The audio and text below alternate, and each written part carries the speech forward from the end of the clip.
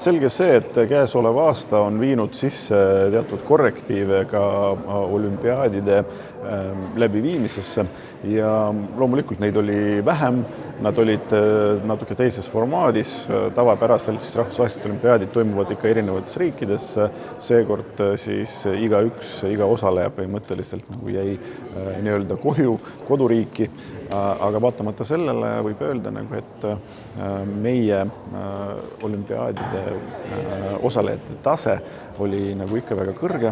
Meil oli kokku 13 osalejat, siis õpilast, 14 nominatsiooni nii-öelda või siis 14 distsipliini ja 11 medalit. Minu meelest on see märkimisväärne tulemus, mis veel kord rõhutab seda, et haridustase Tallinnas ja üleüldse Eestis on väga kõrge. Meie haridus on väga kvaliteetne ja mul on loomulikult väga hea meel nende noorte inimeste üle, kes siis mitte ainult osalesid, vaid tõid meile ka medaleid. Loomulikult me täname neid, täname ja tunnustame nende juhendajaid, koolijuhte ja vanemaid, kes siis kõik aitasid neid selles ettevõtmises ja loodetavasti järgmisel aastal saavad juba rahvusvahelised olümpiaadid toimuda natuke harjumuspärasemas formaadis, aga see aasta on siis selline, nagu see on. Selle eest see jääb kindlasti meelde paremini ja siinkohal on hea, et jäävad just nendele õpilastele meelde paremini mitte ainult koroona olukorra pärast, vaid ka selle pärast, et nad väga edukalt ja väga õnnestunult esinesid siis rahvusvahelisel areenil ja kaitsesid meie linna ja riigi au.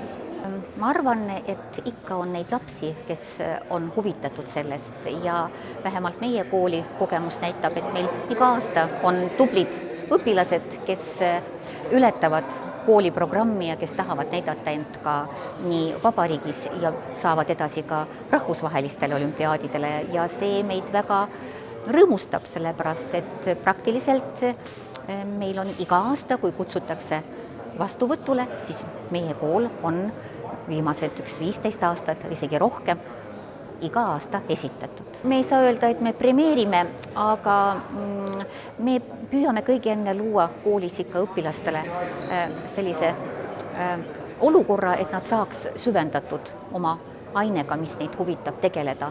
Meil on toredad õpetajad, juhendajad, kes abistavad ja me toetame neid selles, et nad saavad osaleda sessioonides Tartu Ülikooli teaduskoolis. Sellist asja me toetame ja abistame neid selles. Mina olen Marko Tsengov Tallinna Reaalkoolist.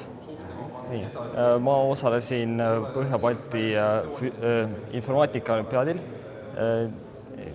ning rahvusvahelise informaatika olümpiaadil. Balti informaatika olümpiaadil ma saavutasin hõbemedali. See lihtsalt tundub enamasti huvitav.